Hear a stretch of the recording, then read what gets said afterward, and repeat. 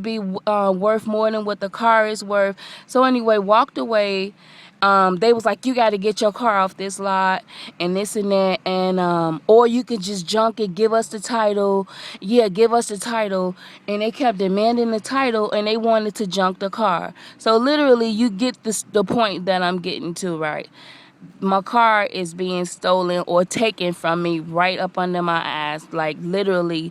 So they ended up with one of the keys to the car. They ended up with one of the keys, and they just messing with me. They stole one of the rims off.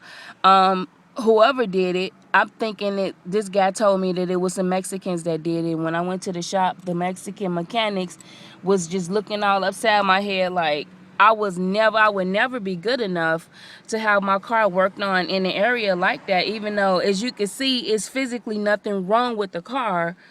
Um, so they stole one of the keys, and they said they didn't have the key. 2 weeks later, after I kept talking about it, they called me and was like, here's your key.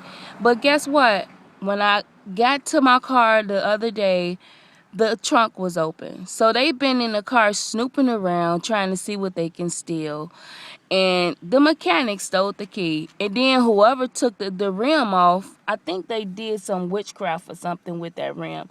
They put the rim back a block away from the car. I know it was my rim because it was a Ford. And then when I didn't pick up the rim, it was all crumbled and stuff. Like I don't know what they did to it. Then they took the rim away. And then called the police and had me to leave from Evanston. But the tow people, my roadside people, roadside, they use the local auto shops. So the tow people was Smitty's, and they was like, why don't you just sell us your car for $200? Now, I bought this from a mechanic in Minnesota, this car, and he told me the car value still at $15,000. It's an older car, but still, it's just the fact that they didn't want to, I'm assuming the mechanics didn't want to mess with the timing belt because they just, they probably just want the car. They wanted the title. They wanted me to give them the title so they could junk the car for the parts because they mechanics. So they was just like,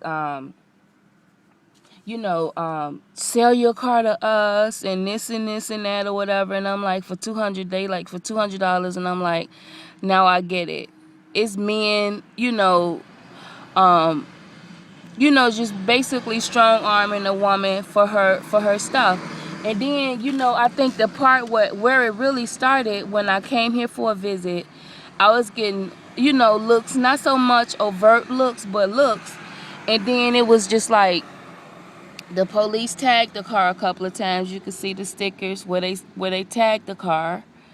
And after that, I lost control of the car, and now they trying to get me to sell it to them after they stole the key and the rim. They trying to get me to sell it to them for $200. A couple of shops in this area, one from Evanston and the other one in Winnetka. And sadly to say, when the police tagged my car, they defaced it, they vandalized it by putting those stickers on there. Because look, it takes the value away. It takes the, everything, and they vandalized my car, and they taken my car from me. And so, like I said, it's racism, and beware, Chicago. If you a light-skinned person with confidence, and you like yourself, and things like that, don't come to Chicago. Because when he said blacks are the most powerful, Chicago blacks are the most powerful blacks, he had a good point. It's not a good point, but he had a point, because what he was saying was that black people can get away with being racist to light-skinned people because a lot of their counterparts, the whites, the Mexicans, and all those other people that live here will democratize, light-skinned people, So anyway, that's a lesson. 3 years I've been going through this. Woke up in my car and people jogging by looking at me, making comments. I'm literally a slave in my car. But it's been real. I'm going to keep it G 100% all the time. And like I said, avoid Chicago if you don't want to go through some Egyptian shit. I'm telling you.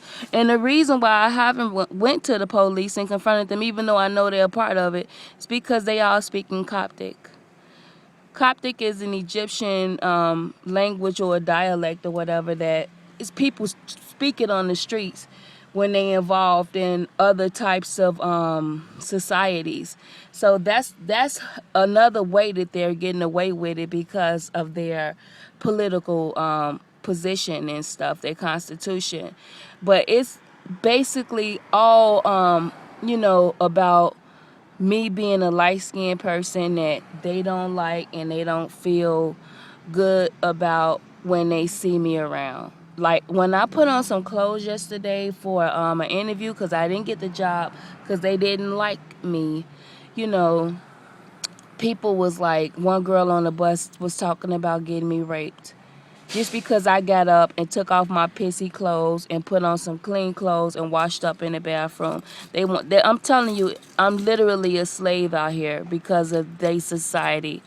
But anyway, I'm going to update you in a couple of days and let you know if I get any backlash or retaliation from even making this tape. All right, peace out.